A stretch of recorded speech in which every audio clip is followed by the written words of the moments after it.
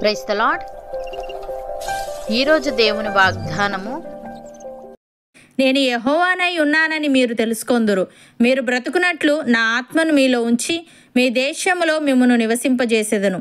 యెహోవానగు నేను మాట ఇచ్చి దానిని నెరవేర్తునని మీరు తెలుసుకొందురు. ఇదే యెహోవా వాక్కు.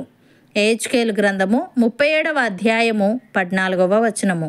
సహోదరి సహోదరులారా, ఈ వాక్యములో దేవుడు ఇజ్రాయేలీయులను గురించి ప్రవక్త అయిన యెహెజ్కేలు ద్వారా మాట్లాడుతున్నాడు. ఈ అధ్యాయములో దేవుడు యెహెజ్కేలుకు ఒక దర్శనం చూపించాడు. ఆ దర్శనములో ఎండిన ఎముకలతో నిండిన ఒక లోయకు యెహెజ్కేలు తీసుకువెళ్ళబడ్డాడు.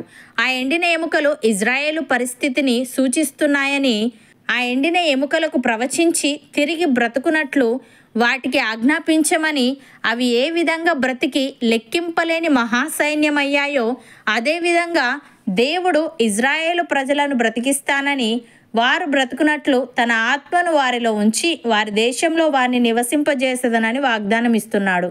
ప్రియులారా, ఎండిపోయిన ఎముకలు తిరిగి ప్రాణం పోసుకోవడం ఇజ్రాయేలు ఒక దేశంగా తిరిగి అవ్వడాన్ని సూచిస్తుంది. వారి ఆధ్యాత్మిక మరియు భౌతిక స్థితి నిర్జనమైపోయినప్పటికీ దేవుడు తన ఆత్మను వారిలో ఉంచి వారిలో నూతన జీవాన్ని అనుగ్రహిస్తానని వాగ్దానం చేశాడు. ఇది మరణం నుండి జీవములోనికి, నిరాశలో నుండి నిరీక్షణలోనికి తీసుకురావడాన్ని సూచిస్తుంది. అంతేకాకుండా ఇజ్రాయేలు ప్రజలకు తాను చేసిన వాగ్దానాలను నెరవేర్చడంలో దేవుని విశ్వసనీయత కూడా ఈ వాగ్దానం తెలియజేస్తుంది. దేవుడు ఈ విధంగా అంటున్నాడు, నా పరిశుద్ధ నామమును బట్టి రోషము కలిగిన వాడనై యాకోబు సంతతి వారిని చెరలో నుండి రప్పించెదను. ఇజ్రాయేలీయులందరి ఎడల జాలిపడెదను. వారు నా ఎడల తాము చూపిన విశ్వాసఘాతకమును, తమ అవమానమును తాము భరించుదురు. నేను అన్యజనులందరిలో నుండి వారిని సమకూర్చి వారి శత్రువుల దేశములో నుండి రప్పించిన తరువాత వారు సురక్షితముగాను నిర్భయముగాను తమ దేశములో నివసించినప్పుడు వారి యందు అన్యజనుల అనేకముల ఎదుట నన్ను పరిశుద్ధపరచుకుందును. అన్యజనులలోనికి వారిని చెరగా పంపి వారిలో ఎవరిని ఇకను అచ్చట ఉండనీయక తమ దేశమునకు వారిని సమకూర్చిన సంగతిని బట్టి నేను తమ దేవుడైన యెహోవానై ఉన్నానని వారు తెలుసుకొందురు. అప్పుడు ఇజ్రాయేలీల మీద నేను నా ఆత్మను కుమ్మరించేదను గనుక నేనికను వారికి పరాన్ముఖుడనై ఉండను. ఇదే ప్రభువగు యెహోవా వాక్కు అని. ప్రియులారా, మన ప్రభువగు యేసుక్రీస్తు తండ్రి అయిన దేవుడు స్తుతింపబడునుగాక.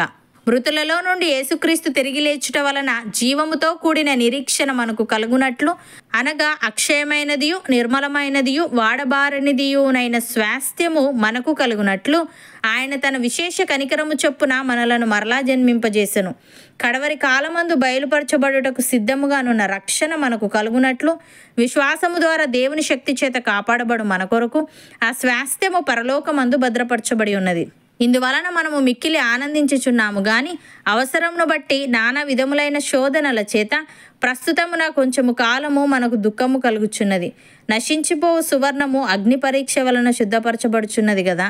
దానికంటే అమూల్యమైన మన విశ్వాసము ఈ శోధనల చేత పరీక్షకు నిలిచినదై యేసుక్రీస్తు ప్రత్యక్షమైనప్పుడు మనకు మెప్పును మహిమయు ఘనతయు కలుగుటకు కారణమగును. అపోస్తలుడైన పౌలు ఈ విధంగా అంటున్నాడు, మీరిక మీదట పరజనులను పరదేశులునై ఉండక పరిశుద్ధులతో ఏకపట్టణస్థులను దేవుని ఇంటివారునై ఉన్నారు. క్రీస్తు యేసే ముఖ్యమైన మూలరాయి అయి ఉండగా అపోస్తలులను ప్రవక్తలను వేసిన పునాది మీద మీరు కట్టబడి ఉన్నారు. ప్రతి కట్టడమును ఆయనలో చక్కగా అమర్చబడి ప్రభునందు పరిశుద్ధమైన దేవాలయ మగుటకు వృద్ధి పొందుచున్నది. ఆయనలో మీరు కూడా ఆత్మ మూలముగా దేవునికి నివాస స్థలమై ఉండుటకు కట్టబడుచున్నారు అని. సహోదరి సహోదరులారా, ఎవడైనను దేవుని ఆలయమును పాడు చేసిన ఎడల దేవుడు వానిని పాడు చేయును. దేవుని ఆలయము పరిశుద్ధమై ఉన్నది, మీరు ఆ ఆలయమై ఉన్నారు. ఎవడను తను తాను మోసపరుచుకొనకూడదు. మీలో ఎవడైనను ఈ లోకమందు తాను జ్ఞానినని అనుకొని ఎడల జ్ఞాని అగునట్టు వెర్రివాడు కావలెను. ఈ లోక జ్ఞానము దేవుని దృష్టికి వెర్రితనమే. జ్ఞానులను వారి కుయుక్తిలో ఆయన పట్టుకొనును, మరియు జ్ఞానుల యోచనలు వ్యర్థములని ప్రభువునకు తెలియను అని వ్రాయబడి ఉన్నది. కాబట్టి ఎవడును మనుష్యుల యందు అతిశయింపకూడదు. సమస్తమును మీవి. పౌలైనను అపోల్లో అయినను కేఫా అయినను లోకమైనను జీవమైనను మరణమైనను ప్రస్తుతమందున్నవి అయినను రాబోనవి అయినను సమస్తమును మీవే. మీరు క్రీస్తువారు, క్రీస్తు దేవునివాడు. అవును అన్నవారు నాతో పాటు ప్రార్థనలో ఏకీభవించండి. పరిశుద్ధుడా, ప్రేమగల తండ్రి, నీవు యెహోవావై ఉన్నావని ఇజ్రాయేలీలు తెలుసుకొందురని వారు బ్రతుకున్నట్లు నీ ఆత్మను వారిలో ఉంచి వారి దేశంలో వారిని నివసింపజేసేదనని నీవు మాట ఇచ్చి దానిని నెరవేర్తువని తెలియజేశావు. తండ్రి, నీకు స్తుతులు.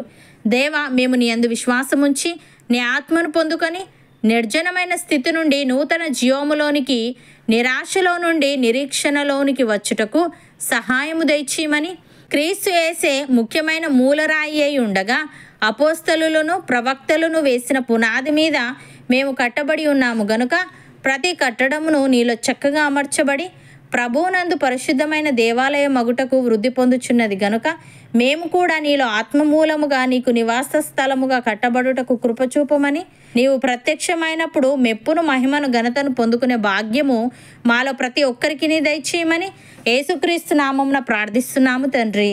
ఆమెన్.